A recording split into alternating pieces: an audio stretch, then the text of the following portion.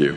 Thank you. My name is Ken Zarifis, President of Education Austin, the Employees Union for Austin Independent School District, a teacher, and most importantly, a father.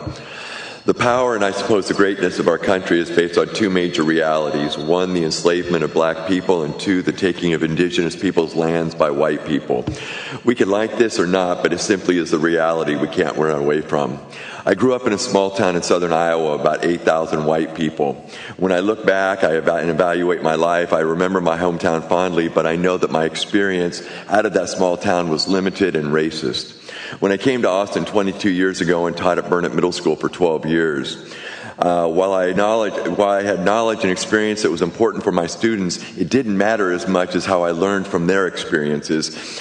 You see, that's what teaching really is about. It's not just about me, what I'm teaching, but it's what I know, but because anyone's experience is limited. Teaching in its deepest sense is learning, and I had to learn from my students' experiences so that I could adjust to meet their needs. So who's complaining about critical race theory, which is not being taught in public education? My experience from the last several months is a lot of white people. Please don't get me wrong. You're not to blame for the actions that occurred hundreds of years ago, but you are to blame if you prevent the honest exploration of those events that contribute to the problems of this country today. Today I heard we need better critical thinking. When people become critical of the past, it seems that many in positions of power begin to bristle and claim disrespect for the past. So be careful what you ask for. I taught critical thinking skills. As I heard in earlier testimony, it can start to look a lot like a witch hunt if we're not careful.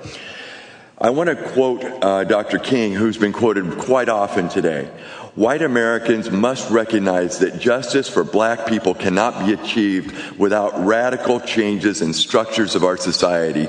The comfortable, entrenched, and privileged cannot continue to tremble at the prospect of change of the status quo. While I can't control where I was born,